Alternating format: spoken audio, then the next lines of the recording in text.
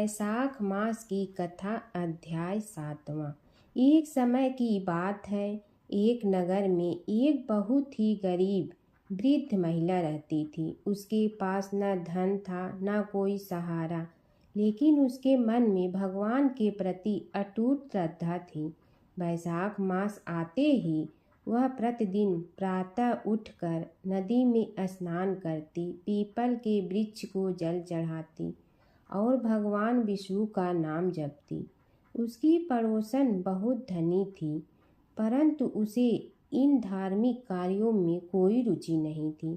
वह अक्सर उस वृद्धा का मजाक उड़ाती और कहती, इतनी गरीबी में भी तू ये सब करती है, इससे क्या मिलेगा? वृद्धा मुस्कुरा कर कहती, भगवान सब देखते हैं, समय आने पर फल अवश्य देंगे। एक दिन वैशाख मास के अंतिम दिनों में भगवान ने वृद्धा की भक्ति की परीक्षा लेने का विचार किया। वे एक साधु का रूप धारण कर उसके घर पहुँचे और भोजन मांगा। वृद्धा के पास खाने के लिए केवल थोड़ा सा आटा और पानी था।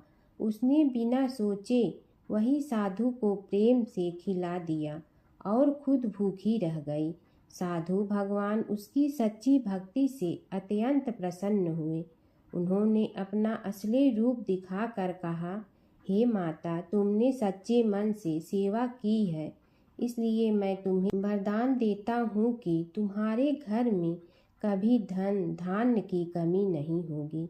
इतना कहकर भगवान अदृश्य हो गए। अगले ही दिन से वृद्धा के घर में सुख समृद्धि आने लगी। यह देखकर पड़ोसन को अपनी गलती का एहसास हुआ। वह भी वैशाख मास में स्नान, पूजा और दान करने लगी। गणेश और बुढ़िया माई की कथा। एक बुढ़िया थी, वह बहुत ही गरीब और दृष्टिहीन थी। उसके एक बेटा और बहू थे। वह बुढ़िया सदैव गणेश जी की पूजा किया करती थी। एक दिन गणेश जी प्रकट होकर उस बुढ़िया से बोले, बुढ़िया माँ, तू जो चाहे सो मांग ले। बुढ़िया बोली, मुझे तो मांगना नहीं आता, कैसे और क्या मांगूं? तब गणेश जी बोले, अपने बहू बेटे से पूछ कर मांग ले। तब बुढ़िया ने अपने बेटे से कहा, गणेश जी कहते हैं तू कुछ मांग ले, बता मैं क्या मांगूं? पुत्र ने कहा, माँ तू धन मांग ले। बहू से पूछा तो बहू ने कहा, नाती मांग ले।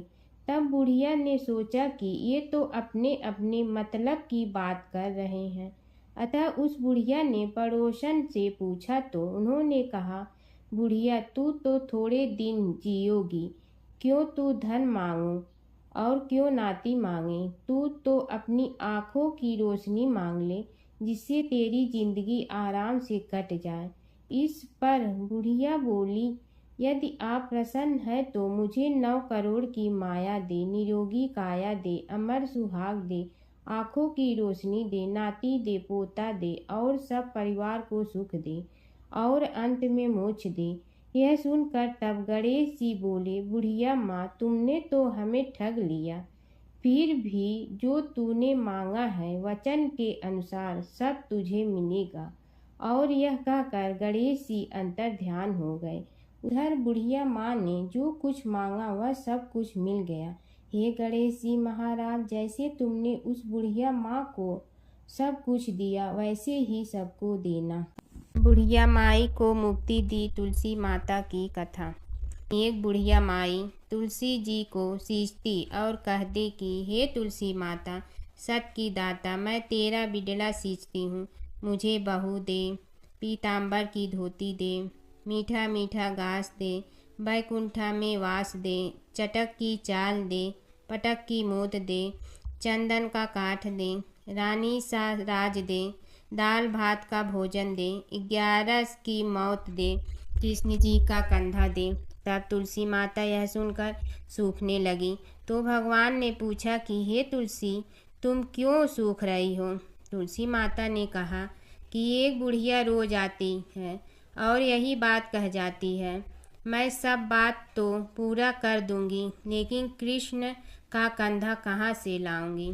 तो भगवान बोले, जब वो मरेगी तो मैं अपने आप कंधा दे आऊँगा, तू बुढ़िया माई से कह देना।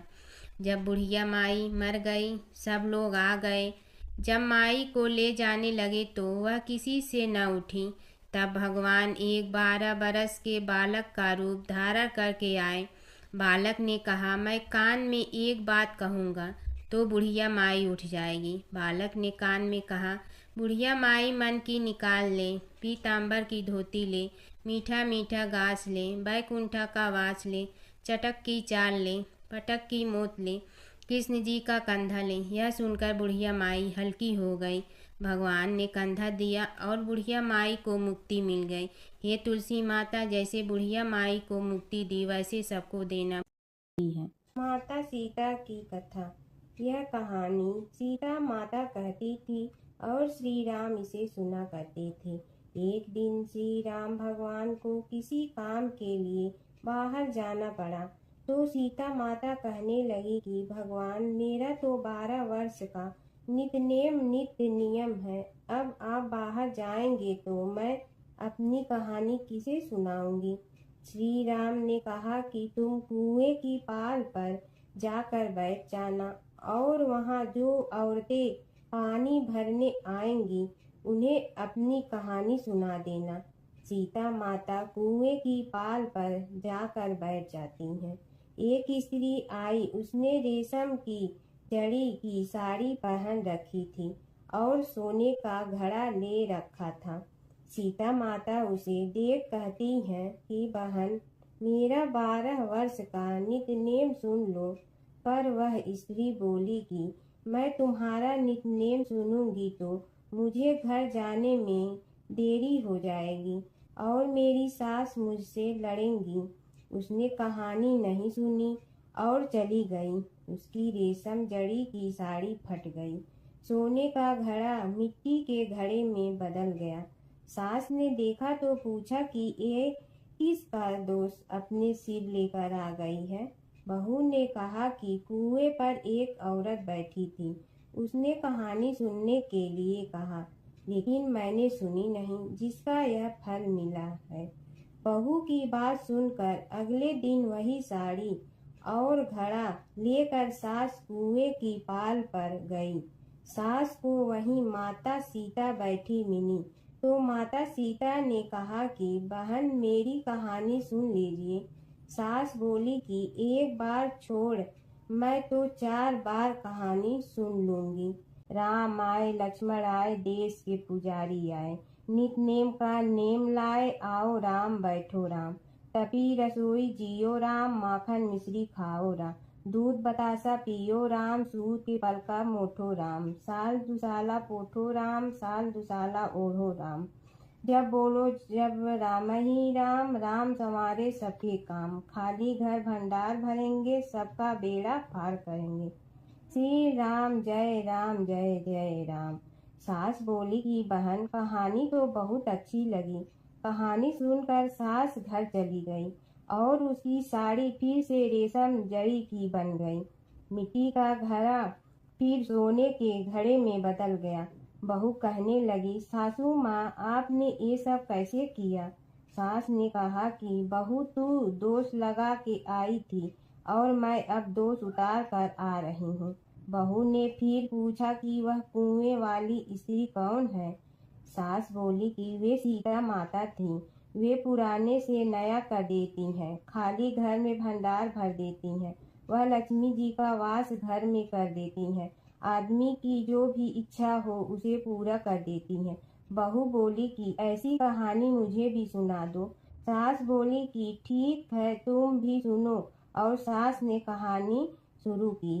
राम आए, लक्ष्मण आए, देश के पुजारी आए, नित नेम का नेम लाए, आओ राम बैठो राम, तपी रसोई जियो राम, माखन मिश्री खाओ राम, दूध बतासा पियो राम, सूत के पल का मोठो राम, साल दुसाला पोठो राम, साल दुसाला ओढ़ो राम। जब बोलो जब राम ही राम, राम संवारे सबके काम, खाली घर भंडार भरेंगे, सबका बेड़ा पार करें। श्री राम जय राम जय जय राम। कहानी सुनकर बहू बोली कि कहानी तो बहुत अच्छी है। सास ने कहा कि ठीक है, इस कहानी को रोज कहा करेंगे। अब सास बहू रोज सवेरे उठती, नहाती धोती और पूजा करने के बाद नितनेम की सीता की कहानी कहती। एक दिन उनके यहाँ एक पड़ोस की औरत आई और बोली कि बहन जरा सी आँच दे ना। तो वह बोली कि आज तो अभी हमने जलाई ही नहीं। पड़ोसन ने कहा कि तुम सुबह 4 बजे से उठकर क्या कर रही हो?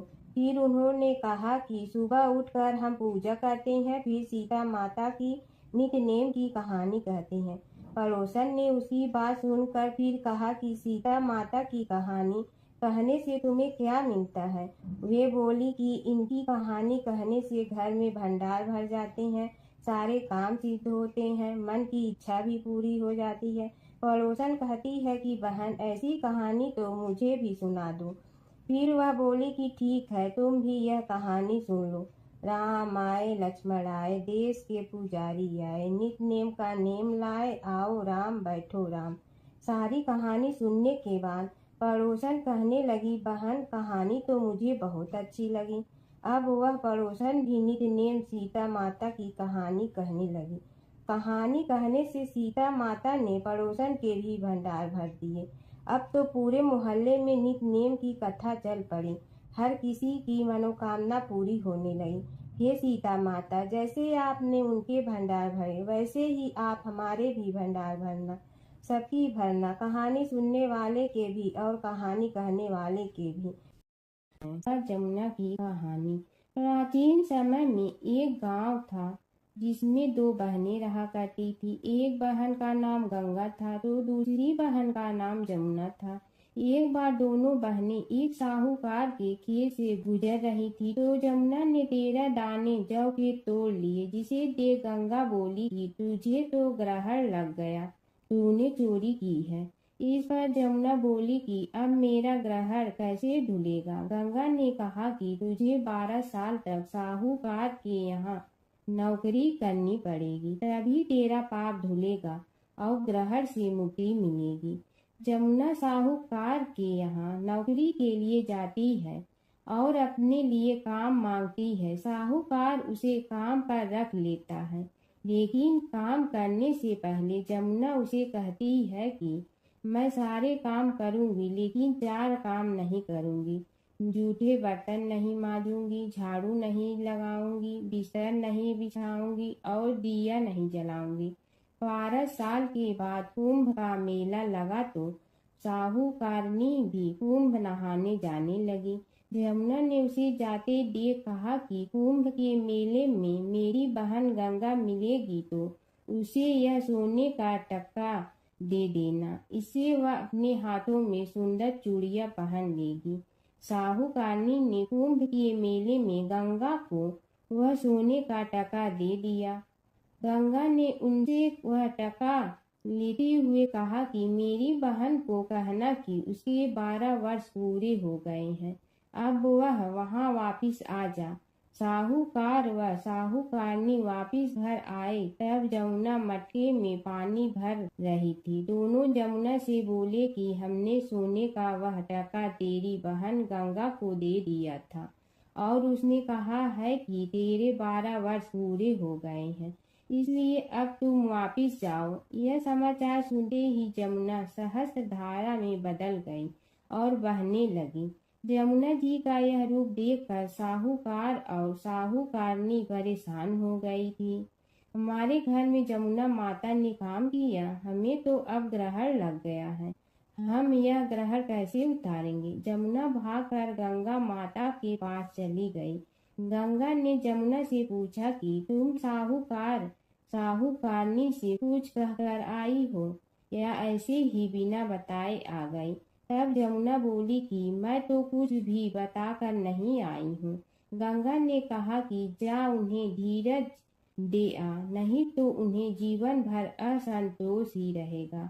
गंगा के कहने पर जमुना माता ने साहूकारनी को सपने में दर्शन दिए और कहा कि तुम दोनों उल्टे माथे क्यों पड़े हो, जाओ उठकर खाओ पियो। तब दोनों बोले कि हम कैसे उठें, हमें तो ग्रहण लगा है।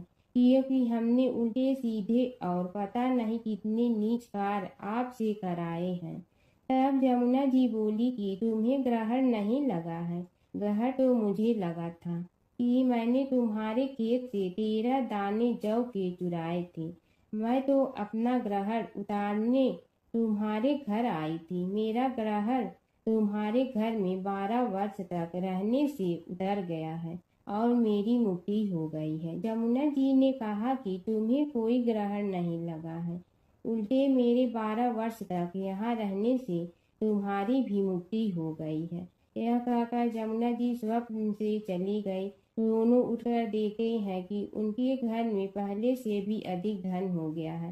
हे जमुना माता, जैसे आपने साहूकार व साहूकारनी की मुक्ति कराई, वैसे ही आप अपने सभी भक्तों की करना। नगर बसेरे की कहानी। किसी गांव में एक भाट व एक जाट रहता था। दोनों में घनिष्ठ मित्रता थी। एक बार जाट अपनी बहन के घर जाने को तैयार हुआ तो भाट अपनी ससुराल जाने को तैयार हुआ। दोनों साथ चल पड़े तो रास्ते में रुककर एक कुएं की मुंडेर पर बैठ गए। जाट ने भाट से कहा कि नगर बसेरा कर लेते हैं। इस पर भाट बोला कि तू ही नगर बसेरा कर ले, मैं तो अपनी ससुराल जा रहा हूँ, वहाँ खूब खातिर होगी मेरी, तू कर ले नगर बसेरा। जाट वहीं कुएं के पास बैठ पानी की घंटी और चावल का दाना लेकर नगर बसेरा करने लगा। नगर बसेरा करने के साथ जाट कहने लगा कि नगर बसेरा जो करे सो मल धोवे पाँव, ताता माड़ा तापसी देगी मेरी माँ, माँ देगी मावशी तेगी द्वारका का वास, मीठा मीठा घास वृंदावन का वास, 5 कुल्ठी छठी रास, मेरी जीवड़ो श्री कृष्ण के पास, डालू पानी हो जाए घी, झट से निकल जाए मेरा जी। यह सब कर कर के वह जाट बहन के पास चल पड़ा। जाट की बहन ने भाई के आने पर उसकी खातिर की खी बूरा के साथ भाई को जिमाया। दोनों ने बैठकर ढेर सारी बातें की। इधर भाट अपने ससुराल पहुंचा तो वहां आग लगी हुई थी। आग बुझाने वह भी लग गया, जिसमें हाथ मुंह भी काले हो गए और खुद भी थोड़ा सुलझ गया। ना रोटी ना पानी के लिए ही किसी ने पूछा। एक पड़ोसन आई तो उसने भाट की सास को कहा कि जमाई आया है, जरा उस आओ भगत कर लो। बुढ़िया बोली कि सब कुछ तो जल गया है, अब कहाँ से आओ भगत करूं। तब पड़ोसन ने ही भाट को एक रोटी के साथ छाछ दी। उसने वही खाकर गुजारा किया। शाम को दोनों फिर घर की ओर चल पड़े और रास्ते में मिल गए और एक दूसरे का हाल पूछा। भाट बोला कि मेरी ससुराल में तो आग लगी हुई थी, आग बुझाते मैं खुद काला हो गया हूँ, ना रोटी मिली ना पानी। जाट बोला कि मेरी तो बहुत खातिर हुई। फिर बोला कि मैंने कहा था ना कि नगर बसेरा कर ले, अब कर ले, लेकिन भाट ने फिर मना कर दिया। कहने लगा कि चाहे रोटी दे या न दे, तेरी तो माँ है, दही चूरमा का पेड़ा धरा पाएगा। भाट ने फिर नगर बसेरा नहीं किया, जाट ने कर लिया। नगर बसेरा जो करे सो मल धोए पाँव, ताता माड़ा तापसी देगी मेरी माँ, माँ देगी मावशी देगी द्वारका का वास, मीठा मीठा घास वृंदावन का वास, 5 कुल्ठी छठी रास, मेरा जीवड़ो श्री कृष्ण के पास, डालू पानी हो जाए घी, झट से निकल जाए मेरा जी। करके वह चल पड़ा। घर पहुँचते ही जाट की मावशी ने बहुत लाड प्यार किया। उधर भाट घर गया तो उसकी भैंस खो गई थी। बाप एक लाठी रखे तो दूसरी उठाए और कहने लगा कि ससुराल गया तो आग लगा दी, अब यहाँ आया तो भैंस खो दी। बाप ने कहा कि पहले भैंस लेकर आ, तभी रोटी पानी मिलेगा। सारा दिन भाट भैंस ढूंढता रहा, लेकिन उसे भैंस नहीं मिली। जाट और भाट की मुलाकात फिर से बाजार में हो गई। जाट ने भाट के हाल चाल पूछे तो भाट बोला कि आते ही भैंस खो गई, बस उसी दिन से भैंस ढूंढ रहा हूँ। रोटियां का तो पूछो ही मत। जाट ने कहा कि मैंने तो पहले ही कहा था कि नगर बसेरा कर ले। जाट की बात सुनकर भाट बोला कि तेरे नगर बसेरे में इतनी ताकत है तो चल अब कर लेते हैं। दोनों ने बैठकर नगर बसेरा किया। नगर बसेरा जो करे सो मल धोवे पाँव, ताता मारा तापसी देगी मेरी माँ। माँ देगी मौसी देगी द्वारका का वास, मीठा मीठा घास वृंदावन का वास। पाँच पुल की छठी रास मेरा जीवड़ो श्री कृष्ण के पास। डालू पानी हो जाए घी, झट से निकल जाए मेरा जी।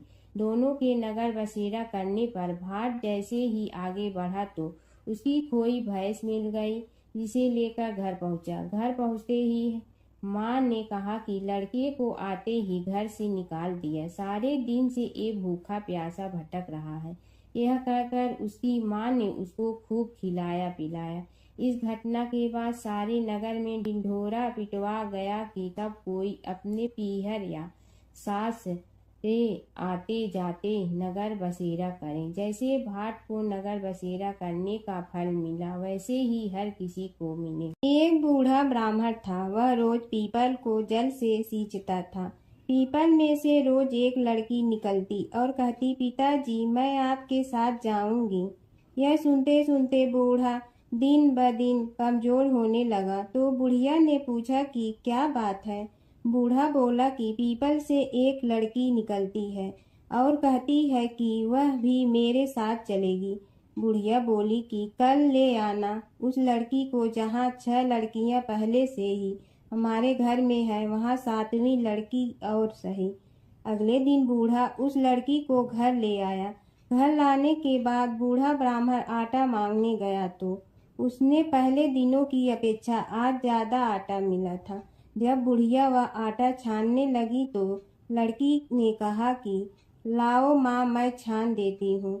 जब वह आटा छानने बैठी तो परात भर गई। उसके बाद माँ खाना बनाने जाने लगी तो लड़की बोली कि आज रसोई मैं बनाऊंगी। तो बुढ़िया बोली कि ना, तेरे हाथ जल जाएंगे। लेकिन लड़की नहीं मानी। वह रसोई में खाना बनाने गई तो उसने तरह तरह के 36 व्यंजन बना डाले और आज सभी ने भर पेट खाना खाया। इससे पहले वह आधा पेट भूखा ही रहते थे। रात हुई तो बुढ़िया का भाई आया और कहने लगा कि दीदी मैं तो खाना खाऊंगा। बुढ़िया परेशान हो गई कि अब खाना कहाँ से लाऊंगी। लड़की ने पूछा कि क्या बात है माँ। उसने कहा कि तेरा मामा आया है और रोटी खाएगा, लेकिन रोटी तो सबने खा ली है, अब उसके लिए कहाँ से लाऊंगी। लड़की बोली कि तू चिंता मत कर माँ, मैं बना दूंगी। और वह रसोई में गई और मामा के लिए 36 व्यंजन बना दी। मामा ने भरपेट खाया और कहा भी कि ऐसा खाना इससे पहले उसने कभी नहीं खाया है। बुढ़िया ने कहा कि भाई तेरी बावनी भाजी है, उसी ने बनाया है। शाम हुई तो लड़की बोली कि माँ चौका लगा के चौके का दिया जला देना, कोठे में मैं सोऊंगी। बुढ़िया बोली कि ना बेटी तू डर जाएगी। लेकिन वह बोली कि ना माँ मैं नहीं डरूंगी, मैं अंदर कोठे में ही सोऊंगी। वह कोठे में ही जाकर सो गई। आधी रात को लड़की उठी और चारों ओर आंख मारी तो धन ही धन हो गया। वह बाहर जाने लगी तो एक बूढ़ा ब्राह्मण सो रहा था। उसने देखा तो कहा कि बेटी तू कहाँ चली। लड़की बोली कि मैं तो दरिद्रता दूर करने आई थी, अगर तुम्हें दूर करवानी है तो करवा लो। उसने बूढ़े के घर में भी आँख से देखा तो चारों ओर धन ही धन हो गया। सुबह सवेरे सब उठे तो लड़की को ना पाकर उसे ढूंढने लगे कि पावनी बेटी कहाँ चली गई। बूढ़ा ब्राह्मण बोला कि वह तो लक्ष्मी माता थी, जो तुम्हारे साथ मेरी दरिद्रता भी दूर कर गई। हे लक्ष्मी माता, जैसे आपने उनकी दरिद्रता दूर की, वैसे ही सबकी करना। एक नगर में एक ब्राह्मण दंपति रहते थे। वे दोनों प्रतिदिन 7 कोस दूर गंगा और यमुना नदी में स्नान करने जाते थे। इतनी दूर आने जाने से ब्राह्मण की पत्नी थक जाती थी। एक दिन उसने अपने पति से कहा कि हमारा एक पुत्र होता तो कितना अच्छा रहता। पुत्र के बहू आती तो हमें घर वापस जाने पर खाना बना हुआ मिलता और बहू घर का काम भी कर देती। अपनी पत्नी की बात सुनकर ब्राह्मण ने कहा कि तूने बात तो सही कही है, चल मैं तेरे लिए बहू ला ही देती हूँ। ब्राह्मण ने कहा कि एक पोटली में आटा डालकर कुछ मोहरे रख दे। ब्राह्मण के कहे अनुसार उसने पोटली बांध कर दे दी। पोटली लेकर ब्राह्मण चला गया। ब्राह्मण सफ़र के दौरान यमुना के किनारे बहुत ही सुंदर लड़कियां दिखाई दी। वे रेत में घर बनाकर खेल रही थीं। उनमें से एक लड़की ने कहा कि मैं अपना घर नहीं बिगाड़ूंगी, मुझे तो रहने के लिए एक घर चाहिए। लड़की की बात सुनकर ब्राह्मण मन ही मन सोचने लगा कि बहू बनाने के लिए यही लड़की उचित है। जब वह लड़की जाने लगी तो ब्राह्मण भी उसके पीछे पीछे उसके घर तक चला गया। वहां जाकर ब्राह्मण ने उस लड़की से कहा, बेटी, किसी के घर खाना नहीं खाता, मैं अपने साथ आटा लेकर आया हूँ। तुम अपनी माता से पूछो कि क्या वह मेरे लिए आटा छान कर 4 रोटी बना देंगी। यदि वह मेरा आटा छान कर रोटी बनाएंगी तो ही मैं रोटी खा लूँगा। लड़की ने जाकर अपनी माँ को ये सारी बात बताई। माँ ने कहा, उचित है, जाकर ब्राह्मण देव से कह दो कि वह अपना आटा दे, मैं रोटी बना दूंगी। जब वह आटा छानने लगी तो आटे में से मोहरे निकली। वह सोचने लगी कि जिसके आटे में इतनी मोहरे हैं उसके घर में कितनी मोहरे होंगी। जब ब्राह्मण खाना खाने बैठा तो लड़की की माँ ने उस ब्राह्मण से पूछा, क्या आपका कोई लड़का है और क्या आप उस लड़के की सगाई करने जा रहे हो। यह सुनकर ब्राह्मण ने कहा कि मेरे लड़का तो काशी में पढ़ने गया हुआ है, लेकिन यदि तुम कहो तो खाड़ कटोरे से विवाह करके तेरी बेटी को अपने साथ ले जाऊं। लड़की की माँ ने कहा, ठीक है ब्राह्मण देव। इस पर लड़की की माँ ने लड़की की खाट कटोरे से शादी करके ब्राह्मण के साथ भेज दिया। ब्राह्मण ने घर आकर कहा, रामू की माँ, दरवाज़ा खोल कर देख, मैं तेरे लिए बहू लेकर आया हूँ। ब्राह्मण की पत्नी भीतर से ही बोली, हमारे तो कोई बेटा बेटी नहीं है, तो बहू कहाँ से आए। दुनिया ताने मारती थी, अब आप भी मारने लगे। ब्राह्मण ने कहा, तू दरवाज़ा खोल कर तो देख। जब ब्रह्मचारी ने दरवाज़ा खोला तो सामने बहू को खड़ी देखा। उसने बहू का स्वागत किया और आदर सत्कार से अंदर ले गई। अब जब ब्राह्मण अपनी पत्नी के साथ नदी स्नान करने जाता तो पीछे से बहू घर का सारा काम करके और खाना बना कर रखती थी। वह उनके कपड़े धोती और रात को हाथ पैर भी दबाती थी। इस तरह बहुत दिन बीत गए। ब्रह्मचारी ने अपनी बहू से कहा कि बहू कभी भी चूल्हे की आग मत बुझने देना और मटके का पानी खत्म मत होने देना। परंतु एक दिन चूल्हे की आग बुझ गई। यह देखकर बहू घबरा गई और भागी भागी अपनी पड़ोसन के पास गई और कहा कि मेरे चूल्हे की आग बुझ गई है, मुझे थोड़ी आग चाहिए। मेरे सास ससुर सुबह 5 बजे से गए हुए हैं, वह थके हुए घर आएंगे, इसलिए मुझे उनके लिए खाना बनाना है। यह सुनकर पड़ोसन ने कहा कि तू तो बावली है, तुझे यह दोनों मिलकर पागल बना रहे हैं। इनके कोई पुत्र नहीं है, ये निसंतान है। बहू ने कहा, नहीं ऐसा मत बोलो, इनका बेटा तो बनारस काशी में पढ़ने गया हुआ है। इस पर पड़ोसन ने कहा कि यह तुझे झूठ बोलकर लाए हैं, मेरी बात सच मान, इनके कोई बेटा नहीं है। अब बहू पड़ोसन की बातों में आ गई और कहने लगी कि अब आप ही बताओ मैं क्या करूं। पड़ोसन ने कहा कि क्या है, जब तुम्हारे सास ससुर आए तो जली हुई रोटियां बना कर देना और बिना नमक की दाल बना कर देना। खीर की करछी दाल में और दाल की करछी खीर में डाल देना। पड़ोसन ने उसे अच्छे से सिखा पढ़ा दिया। फिर जब उसने सास ससुर घर आए तो उसने न तो उनका आदर सत्कार किया, ना ही उनके कपड़े धोए। जब उसने सास ससुर को खाना दिया तो सास बोली, बहू आज यह रोटियां जली हुई क्यों हैं और दाल भी अलुनी है। तब बहू ने पलट कर कहा कि एक दिन ऐसा खाना खा लोगे तो कुछ बिगड़ नहीं जाएगा। तुम्हारा सास ससुर को खरी खोटी सुनाकर वह फिर से पड़ोसन के पास गई और बोला कि अब आगे क्या करना है। पड़ोसन ने कहा कि अब तुम सातों कोठों की चाबी मांग लेना। अगले दिन जब भी स्नान करने के लिए जाने लगे तो बहू अड़ गई कि मुझे तो सातों कोठों की चाबी चाहिए। तब ससुर ने कहा कि इसे चाबी दे दो। तब सास ने बहू को चाबी दे दी। सास ससुर के जाने के बाद जब बहू ने दरवाजे खोले तो देखा कि किसी में अन्न भरा है, किसी में धन भरा है और किसी कोठे में बर्तन पड़े हैं। जब उसने सबसे ऊपर का 7वां कोठा खोला तो देखा कि शिव जी, पार्वती माता, लक्ष्मी, गणेश जी, पीपल पथवारी, कार्तिक के ठाकुर, राई, दामोदर, तुलसी जी का बिड़वा, गंगा, यमुना और 33 कोटि देवी देवता विराजमान है। वहीं पर एक लड़का चंदन की चौकी पर बैठा माला जप रहा है। यह सब देखकर उसने लड़के से पूछा कि तुम कौन हो। तब लड़का बोला कि मैं तेरा पति हूँ, अभी दरवाज़ा बंद कर दे, जब मेरे माता पिता आएंगे तब दरवाज़ा खोलना। यह सब देखकर बहू बहुत खुश हुई और 16 श्रृंगार कर सुंदर वस्त्र पहनकर अपने सास ससुर का इंतजार करने लगी।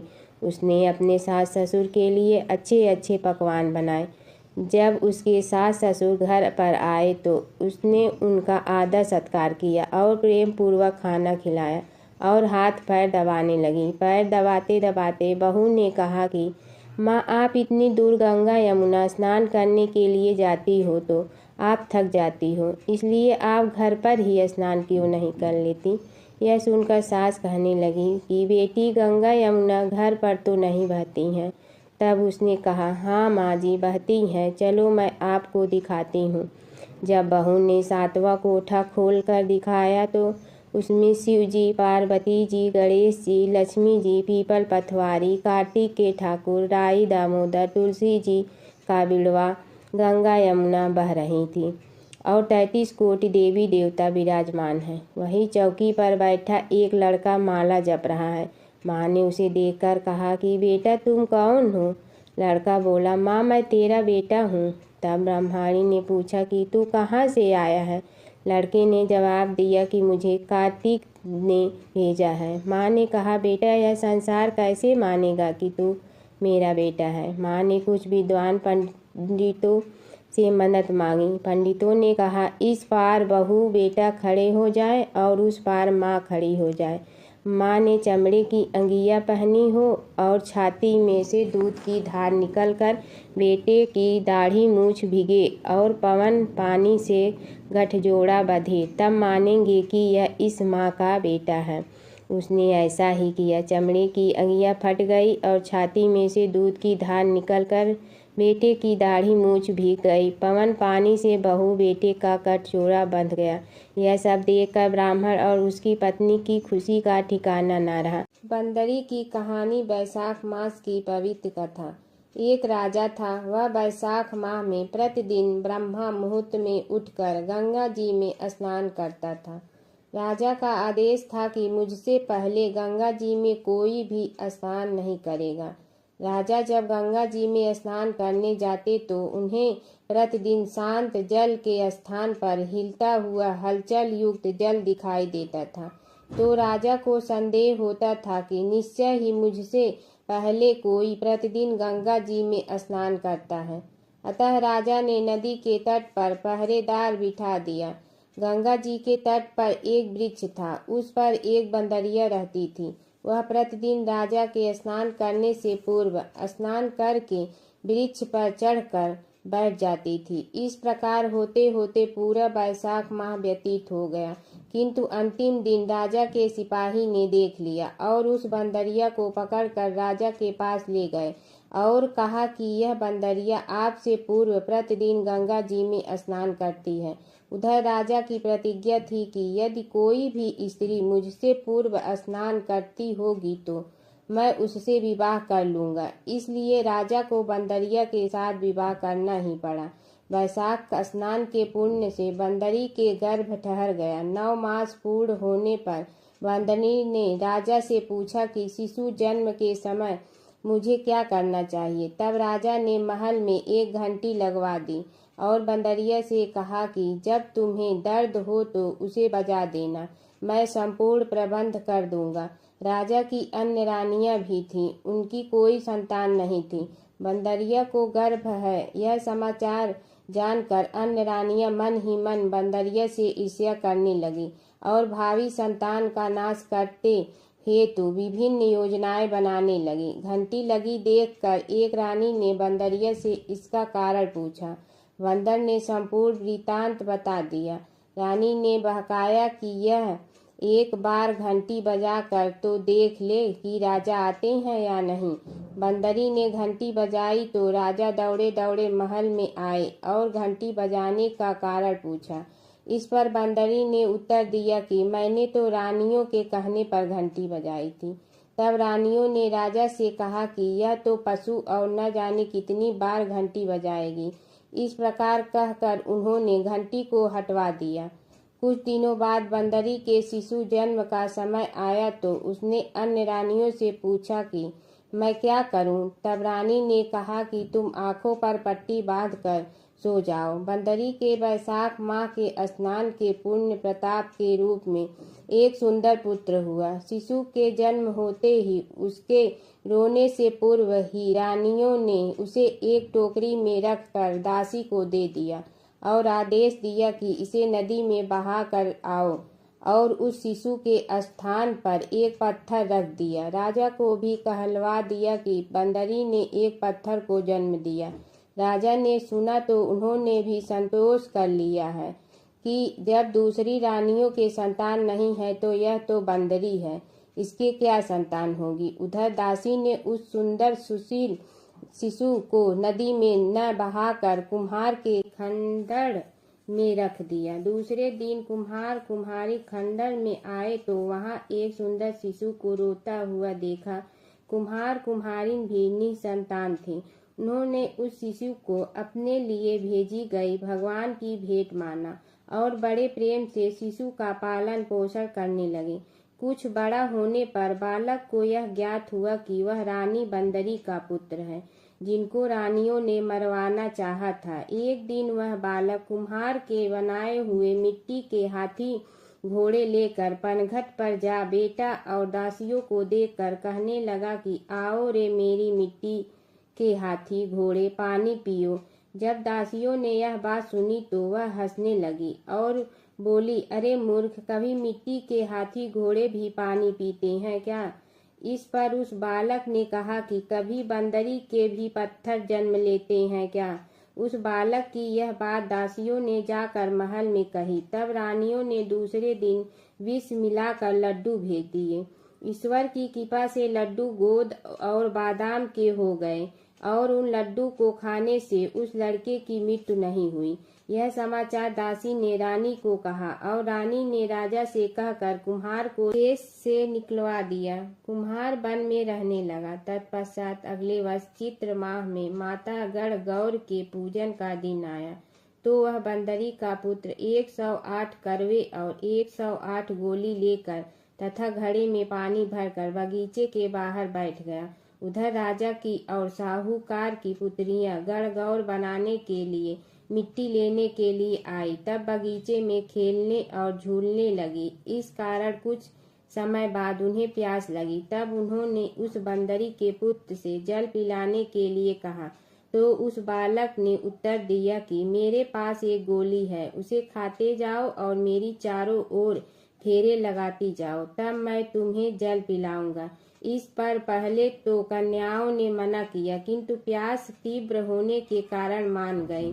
इस प्रकार गोली खाने और उस युवक के साथ फेरे लेने से वह गर्भवती हो गई।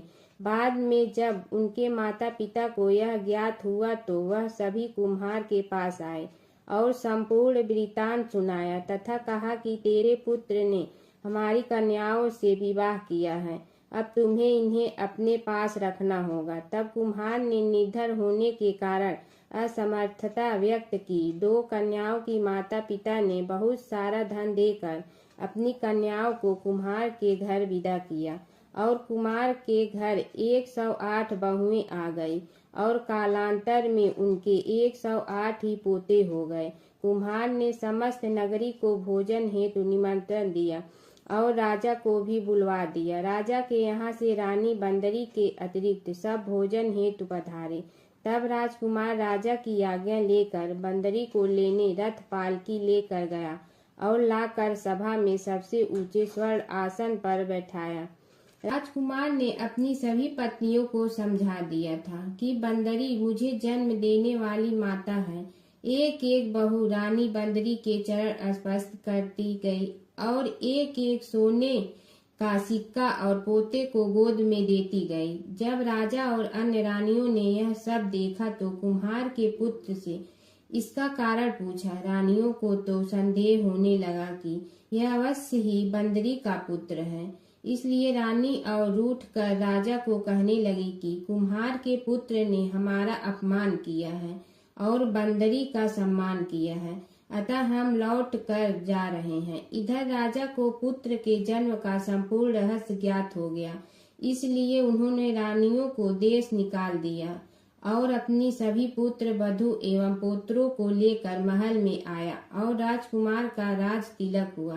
कुम्हार कुम्हारिन को राजकुमार ने महल में रहने के लिए निवेदन किया, किंतु वह नहीं माने। तब राजा ने उन्हें ढेर सारा धन दे दिया। वैशाख स्नान का इतना महत्व है तो सबको वैशाख स्नान करना चाहिए। बंदरी ने वैशाख स्नान किया तो उसे राजा का राज्य, पुत्र, बहुएं आदि प्राप्त हुई है। ईश्वर जैसे बंदरी को पुण्य मिले, इस प्रकार हमें भी पुण्य देना। प्राचीन काल की बात है। एक नगर में धर्मपाल नाम का एक निर्धन किंतु अत्यंत धर्मनिष्ठ व्यक्ति रहता था। वह न तो अधिक पूजा पाठ जानता था और न ही उसके पास धन था, परंतु उसके हृदय में भगवान विष्णु के प्रति अपार श्रद्धा थी। प्रतिदिन प्रातः स्नान कर भगवान विष्णु का स्मरण करता और तुलसी दल अर्पित करता। तब भी वह हरि नाम का जाप करता रहता। एक दिन किसी कारणवश वह पूजा न कर सका। मन में ग्लानि हुई और रात को उसने भगवान विष्णु से क्षमा याचना की। उसी रात उसे स्वप्न में विष्णु ने दर्शन दिए और कहा, हे भक्त, जो भी व्यक्ति श्रद्धा से मेरा स्मरण करता है, मैं उसके सभी पाप हर लेता हूँ। भक्ति में विधि नहीं, भाव प्रधान होता है। कुछ समय बाद धर्मपाल के जीवन की सभी कठिनाइयाँ दूर हो गई। उसके घर में सुख, शांति और समृद्धि आ गई। अंत समय में उसे वैकुंठ लोक की प्राप्ति हुई। विष्णु भगवान की कथा। एक नगर में एक सेठ व एक सेठानी रहते थे और सेठानी रोज विष्णु भगवान की पूजा करती थी। सेठ को उसका पूजा करना बिल्कुल अच्छा नहीं लगता था। इसी वजह से एक दिन सेठ ने सेठानी को घर से निकाल दिया। घर से निकलने पर वह जंगल की ओर गई तो देखा 4 आदमी मिट्टी खोदने का काम कर रहे थे। उसने कहा कि मुझे नौकरी पर रख लो। उन्होंने उसे रख लिया, लेकिन मिट्टी खोदने से सेठानी के हाथों में छाले पड़ गए और उसके बाल भी उड़ गए।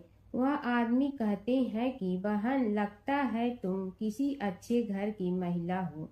तुम्हें काम करने की आदत नहीं है। तुम एक काम रहने दो और हमारे घर का काम कर लिया करो।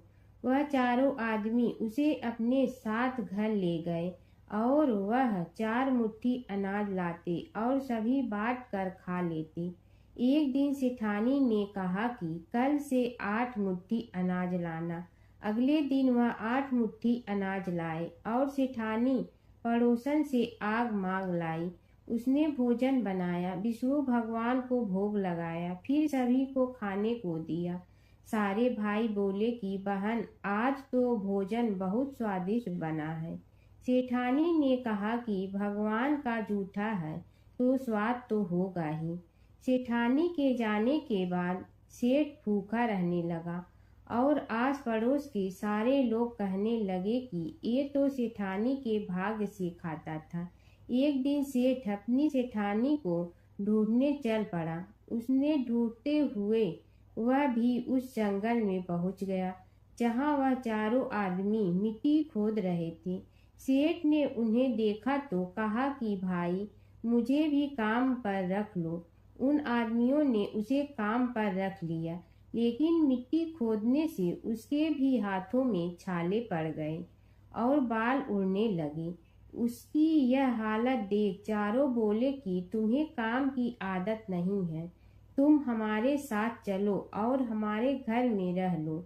सेठ उन चारों आदमियों के साथ उनके घर चला गया और जाते ही उसने सेठानी को पहचान लिया, लेकिन सेठानी घूंघट में थी तो सेठ को देख नहीं पाई। सेठानी ने सभी के लिए भोजन तैयार किया और हर रोज की भांति विष्णु भगवान को भोग लगाया। उसने उन चारों भाइयों को भोजन परोस दिया, लेकिन जैसे ही वह सेठ को भोजन देने लगी तो विष्णु भगवान ने उसका हाथ पकड़ लिया। भाई बोले कि बहन ये तुम क्या कर रही हो? वह बोली मैं कुछ नहीं कर रही हूँ, मेरा हाथ तो विष्णु भगवान ने पकड़ लिया है। भाई बोले हमें भी विष्णु भगवान के दर्शन कराओ। उसने भगवान से प्रार्थना की तो विष्णु जी प्रकट हो गए। सभी ने दर्शन किए। सेठ ने सेठानी से क्षमा मांगी और सेठानी को साथ चलने को कहा। भाइयों ने अपनी बहन को बहुत सा धन देकर विदा किया। जब सेठानी के साथ सेठ भी भगवान विष्णु की पूजा करने लगा और उनके परिणाम से उनका घर अन्न धन से भर गया। एक समय की बात है कि विष्णु भगवान का विवाह लक्ष्मी जी के साथ निश्चित हो गया। विवाह की तैयारी होने लगी। सभी देवताओं को निमंत्रण भेजे गए, परंतु गणेश जी को निमंत्रण नहीं दिया। कारण जो भी रहा हो, अब भगवान विष्णु की बारात जाने का समय आ गया। सभी देवता अपनी पत्नियों के साथ विवाह समारोह में आए। उन सब ने देखा कि गणेश जी कहीं दिखाई नहीं दे रहे हैं। तब वे आपस में चर्चा करने लगे कि क्या गणेश जी को कोई न्योता नहीं दिया है या स्वयं गणेश जी ही नहीं आए हैं। सभी को इस बात पर आश्चर्य होने लगा। तभी सब ने विचार किया कि विष्णु भगवान से ही इसका कारण पूछा जाए। विष्णु भगवान से पूछने पर उन्होंने कहा कि हमने गणेश जी के पिता भोलेनाथ महादेव को न्योता भेजा है। यदि गणेश जी अपने पिता के साथ आना चाहते हैं तो आ जाते, अलग से न्योता देने की कोई आवश्यकता भी नहीं थी। दूसरी बात यह है कि उनको 1.25 मन मूंग, 1.25 मन चावल, 1.25 मन घी और 1.25 मन लड्डू का भोजन दिन भर में चाहिए। यदि गणेश जी नहीं आएंगे तो कोई बात नहीं, दूसरे के घर जाकर इतना सारा खाना पीना अच्छा भी नहीं लगता। इतनी वार्ता कर ही रहे थे कि किसी एक ने सुझाव दिया, यदि गणेश जी आ भी जाए तो उनके द्वारपाल बनाकर बैठा देंगे कि आप घर की याद रखना। आप तो चूहे पर बैठकर धीरे धीरे चलोगे तो बारात से बहुत पीछे रह जाओगे। यह सुझाव भी सबको पसंद आ गया तो विष्णु भगवान ने भी अपनी सहमति दे दी। होना क्या था कि इतने में गणेश जी वहां आ पहुंचे और उन्हें समझा बुझा कर घर की रखवाली करने बैठा दिया गया। बारात चल रही थी, तब नारद जी ने देखा कि गणेश जी तो दरवाजे पर ही बैठे हुए हैं, तो वे गणेश जी के पास गए और रुकने का कारण पूछा। गणेश जी कहने लगे कि विष्णु भगवान ने मेरा बहुत अपमान किया है। नारद जी ने कहने लगे कि अपनी मूसक देना को आगे भेज दे तो वह रास्ता खोद देगी, जिससे उनके वाहन धरती में धंस जाएंगे। तब आपको सम्मान पूर्वक बुलाना पड़ेगा। अब तो गणेश जी ने अपनी मूसक सेना जल्दी से आगे भेज दी और सेना ने जमीन पोली कर दी। जब बारात वहां से निकली तो रथों के पहिए धरती में धंस गए। लाख कोशिश करे परंतु पहिए नहीं निकले। सभी ने अपने अपने उपाय किए परंतु पहिए तो नहीं निकले, बल्कि जगह जगह से टूट गए। किसी की समझ में नहीं आ रहा था कि अब क्या किया जाए। तब तो नारद जी ने कहा, आप लोगों ने गणेश जी का अपमान करके अच्छा नहीं किया। यदि उन्हें मना कर लाया जाए तो आपका कार्य सिद्ध हो सकता है और यह संकट टल सकता है। शंकर भगवान ने अपने दूत नंदी को भेजा और वे गणेश जी को लेकर आए। गणेश जी का आदर सम्मान के साथ पूजन किया। तब कहीं रथ के पहिए निकले। अब रथ के पहिए निकल के परंतु टूट फूट गए तो उन्हें सुधारे गए। पास के खेत में खाती काम कर रहा था, उसे बुलाया गया। खाती अपना कार्य करने के पहले श्री गणेशाय नमः कहकर गणेश जी की वंदना मन ही मन करने लगा।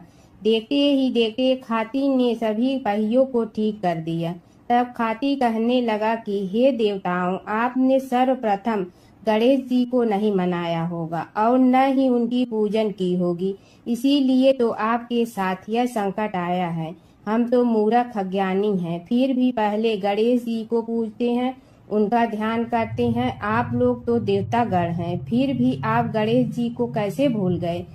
अब आप लोग भगवान श्री गणेश जी की जय बोल कर जाएं तो आपके सब काम बन जाएंगे और संकट कट जाएंगे।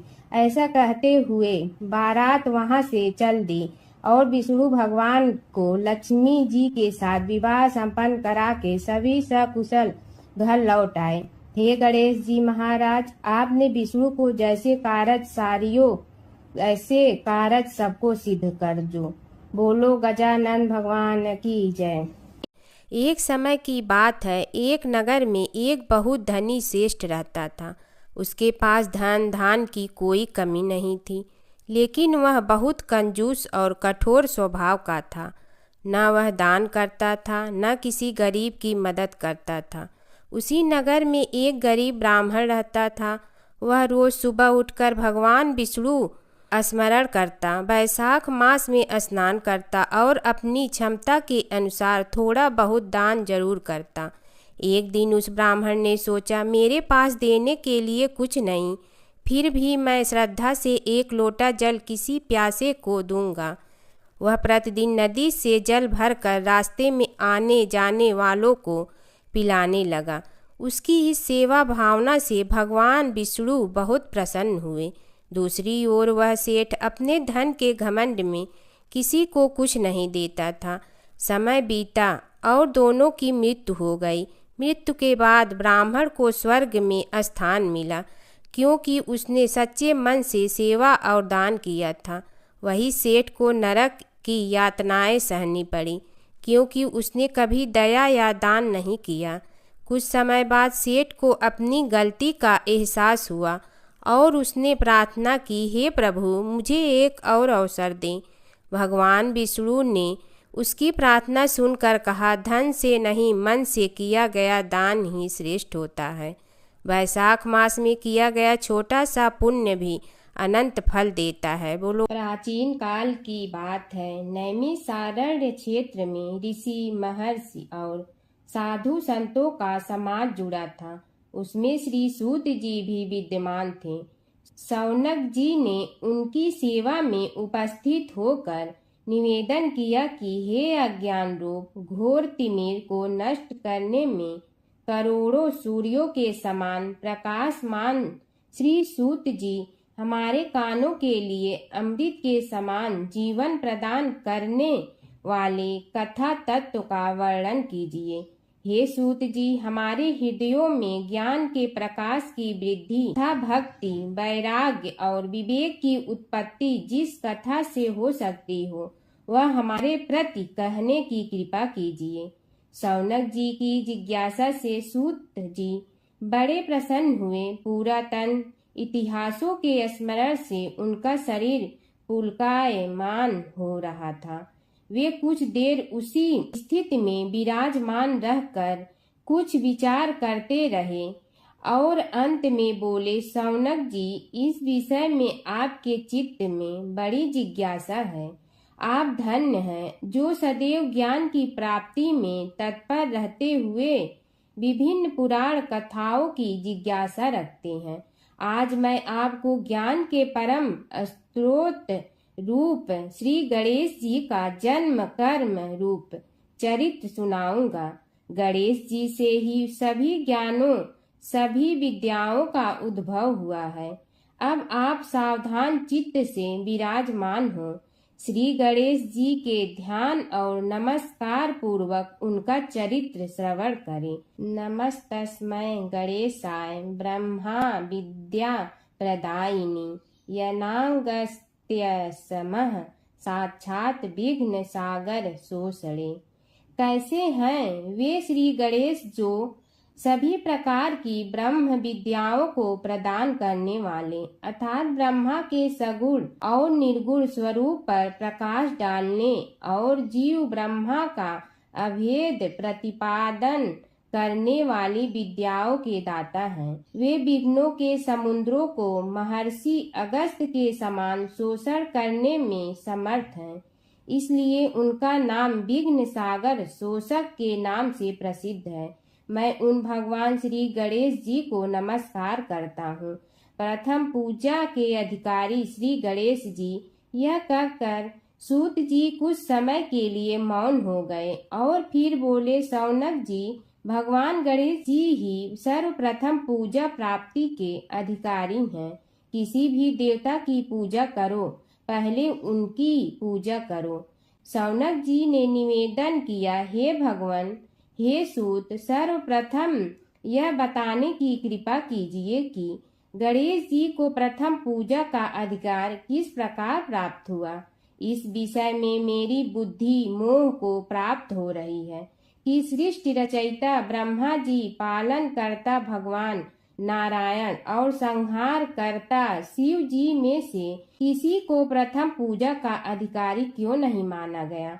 यह त्रिदेव ही तो सबसे बड़ा देवता माने जाते हैं। सूत जी ने कहा, शौनक जी, यह भी एक रहस्य ही है। देखो, अधिकार मांगने से नहीं मिलता, इसके लिए योग्यता होनी चाहिए। संसार में अनेकों देवी देवताएं पूजे जाते हैं। पहले जो जिसका इष्ट देव होता है वह उसी की पूजा किया करता है। इससे बड़े देवताओं के महत्व में कमी आने की आशंका उत्पन्न हो गई। इस कारण देवताओं में परस्पर विवाद होने लगा। वे उसका निर्णय प्राप्त करने के लिए शिव जी के पास पहुँचे और प्रणाम करके पूछने लगे, प्रभु, हम सब में प्रथम पूजा का अधिकारी कौन है। शिव जी सोचने लगे कि किसे प्रथम पूजा का अधिकारी माने। तभी उन्हें एक युक्ति सूझी। बोले, देवगण, इसका निपटारा बातों से नहीं तथ्यों से होगा। इसके लिए एक प्रतियोगिता रखनी होगी, शिव की परिक्रमा करने की प्रतियोगिता। देवगण उनका मुख देखने लगे, शंकित हृदय से सोचने लगे कि कैसी प्रतियोगिता रहेगी। यह शिव जी ने उनके मन के भाव ताड़ लिए, इसलिए सांत्वना भरे शब्दों में बोले, घबराओ मत, कोई कठिन परीक्षा नहीं ली जाएगी। बस इतना ही कि सभी अपने अपने वाहनों पर चढ़कर संसार की परिक्रमा करो और फिर यहाँ लौट आओ। जो पहले लौटेगा वही सर्वप्रथम पूजा का अधिकारी होगा। अब क्या देर थी, सभी अपने अपने वाहन पर चढ़कर दौड़ पड़े। किसी का वाहन गजराज था तो किसी का सिंह, किसी का भैंसा तो किसी का मृग, किसी का हंस तो किसी का उल्लू, किसी का अश्व तो किसी का श्वान। अभिप्राय यह है कि वाहनों को विविधता के दर्शन उस समय जितने भले प्रकार से हो सकते थे उतने अन्य समय में नहीं। सबसे गया बीता वाहन गणेश जी का था मूषक, उससे चूहा भी कहते हैं। ऐसे वाहन के बल भरोसे इस प्रतियोगिता में सफल होना तो क्या, सम्मिलित होना भी हास्यास्पद है। गणेश जी ने सोचा, छोड़ो, क्या होगा प्रतियोगिता में भाग लेने से, हम तो यहाँ बैठे रहकर ही तमाशा देखेंगे। वे बहुत देर तक विचार करते रहे। अंत में उन्हें एक युक्ति सूझी। शिव जी स्वयं ही जगदाता हैं, यह संसार उन्हीं का प्रतिबिंब है, तब क्यों न इन्हीं की परिक्रमा कर ली जाए। इनकी परिक्रमा करने से ही संसार की परिक्रमा हो जाएगी। ऐसा निश्चय कर उन्होंने मूषक पर चढ़कर शिव जी की परिक्रमा की और उनके समक्ष जा पहुँचे।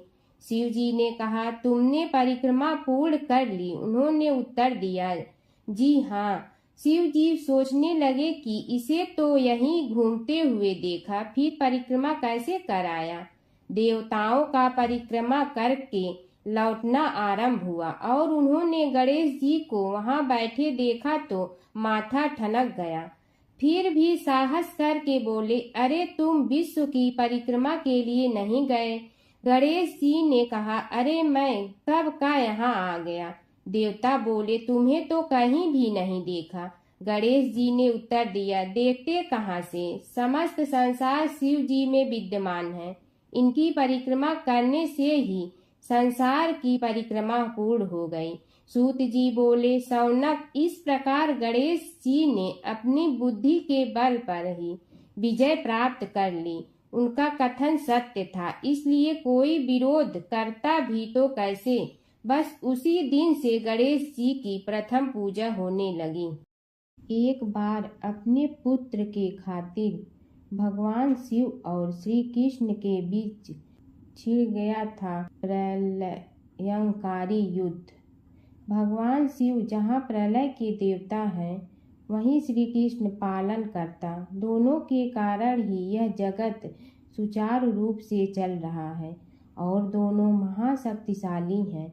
लेकिन कभी आपने सोचा है कि अगर कभी दोनों में युद्ध हुआ तो उसका इस संसार पर क्या असर पड़ेगा और दोनों में से विजयी कौन होगा?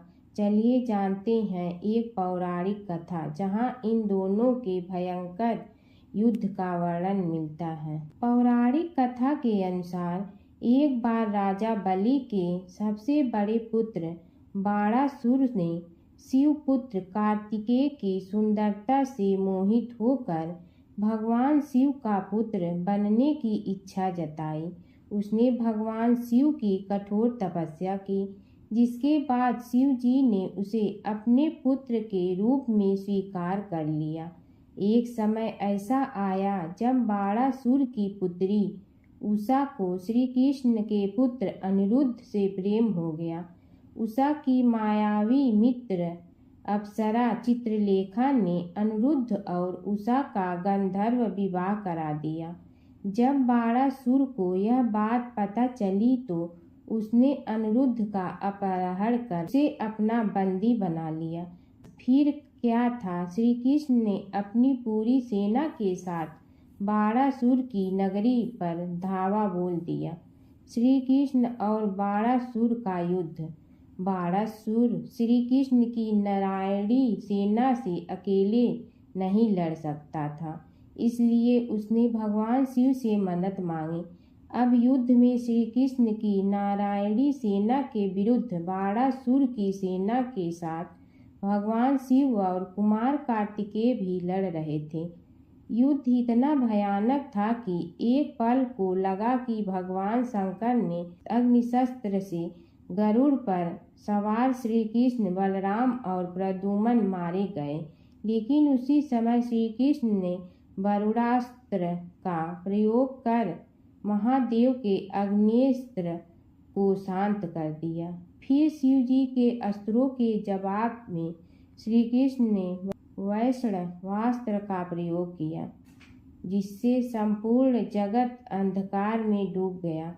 गुस्से में भगवान शंकर ने 4 पंखा वाला बाण अपने हाथ में ले लिया तो श्री कृष्ण ने जीभरास्त्र उठाया। इस तरह यह युद्ध समय के साथ विकराल हो गया और इस युद्ध से समस्त सृष्टि में हाहाकार मच गया। तब ब्रह्मा जी को युद्ध रोकने आना पड़ा। उन्होंने दोनों को सारी स्थिति स्पष्ट की कि किस प्रकार उनके युद्ध से संसार का विनाश हो रहा है।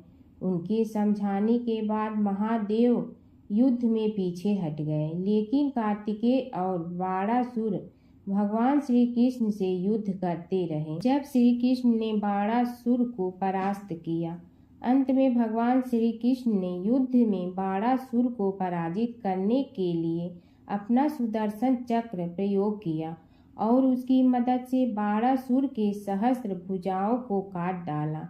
जैसे ही श्री कृष्ण अपने चक्र से उसका वध करने लगे, कार्तिकेय के साथ महादेव वहां फिर से पहुंच गए।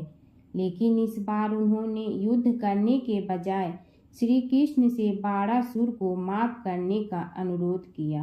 भगवान शिव ने श्री कृष्ण से कहा कि मैंने इसे अभय दान दिया है, इसलिए अगर आप इसका वध कर देंगे तो मेरा वचन झूठा पड़ जाएगा। शिव जी के ऐसा कहने पर श्री कृष्ण ने बाणासुर को क्षमा कर दिया और अनिरुद्ध उषा सहित अपनी पूरी सेना लेकर वहां से चल दिए। बाणासुर को आज भी अजर अमर माना जाता है और बाद में भगवान शिव के उसे अपने गढ़ों में शामिल कर लिया। हर व्रत कथा के साथ पढ़ी और सुनी जाने वाली लपसी तपसी की यह कहानी। एक लपसी था, एक तपसी था। तपसी हमेशा भगवान की तपस्या में लीन रहता था। लपसी रोजाना सवा सेर की लपसी बनाकर भगवान का भोग लगाकर जीम लेता था। एक दिन दोनों लड़ने लगे। तपसी बोला, मैं रोज भगवान की तपस्या करता हूँ, इसलिए मैं बड़ा हूँ। लपसी बोला, मैं रोज भगवान को सवा सेर लपसी का भोग लगाता हूँ, इसलिए मैं बड़ा हूँ। नारद जी वहाँ से गुजर रहे थे। दोनों को लड़ता देखकर उनसे पूछा कि तुम क्यों लड़ रहे हो। तपसी ने खुद के बड़ा होने का कारण बताया और लपसी ने अपना कारण बताया। नारद जी बोले, तुम्हारा फैसला मैं करूँगा। दूसरे दिन लपसी और तपसी नहाकर अपनी रोज की भक्ति करने आए तो नारद जी ने छुपकर 1.25 करोड़ की एक एक अंगूठी उन दोनों के आगे रख दी। तपसी की नज़र उस अंगूठी पर पड़ी जो उसने चुपचाप अंगूठी उठाकर अपने नीचे दबा ली। तब लपसी की नज़र अंगूठी पर पड़ी, लेकिन उसने ध्यान नहीं दिया। भगवान को भोग लगाकर लपसी खाना खाने लगा। नारद जी सामने आए तो दोनों ने पूछा कि कौन बड़ा, तो नारद जी ने तपसी से खड़ा होने को कहा। वो खड़ा हुआ तो उसने नीचे दबी अंगूठी दिखाई पड़ी। नारद जी ने लपसी से कहा, तपस्या करने के बाद भी तुम्हारी चोरी करने की आदत नहीं गई, इसलिए लपसी बड़ा है और तुम्हें तुम्हारी तपस्या का कोई फल भी नहीं मिलेगा। तपसी शर्मिंदा होकर माफ़ी मांगने लगा। उसने नारद जी से पूछा, मुझे मेरी तपस्या का फल कैसे मिलेगा। नारद जी ने कहा, यदि कोई गाय और कुत्ते की रोटी नहीं बनाएगा तो फल तुम्हें मिलेगा। यदि कोई ब्राह्मण को भोजन करवा कर दक्षिणा नहीं देगा तो फल तुम्हें मिलेगा। यदि कोई साड़ी के साथ ब्लाउज नहीं देगा तो फल तुझे मिलेगा। यदि कोई दिए से दिया जलाएगा तो फल तुम्हें मिलेगा।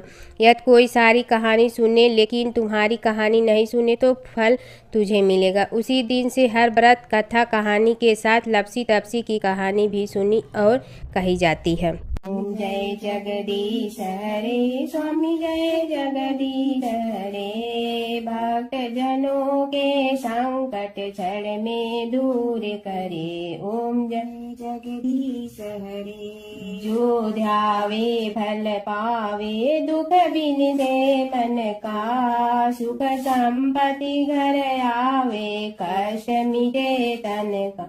ओम जय जगदीश हरे।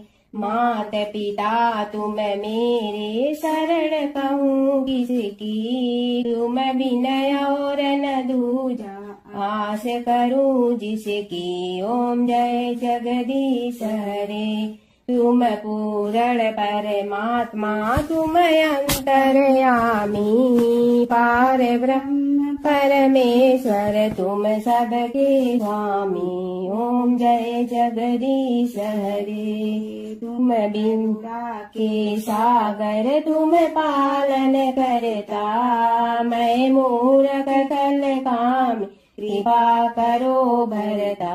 ओम जय जगदीश हरे। तुम हो ये कय गोचर, सबके प्राणपति।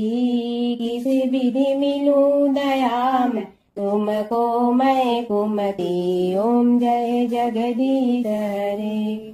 दीन बंधु दुख हरता, तुम रक्षक मेरे। अपने हाथ उठाओ, द्वार पड़ा तेरे। ओम जय जगदीश हरे। विषय विकार मिटा, पाप हरो देवा। श्रद्धा भक्ति बढ़ाओ, संतन की सेवा। ओम जय जगदीश हरे। तन मन धन सब तेरा, स्वामी सब कुछ है तेरा। तेरा तुझको अर्पण क्या लागे मेरा। ओम जय जगदीश हरे, जय जगदीश हरे, स्वामी जय जगदीश हरे। भक्त जनों के संकट टलने दूर करे। ओम जय जगदीश हरे, स्वामी जय जगदीश हरे।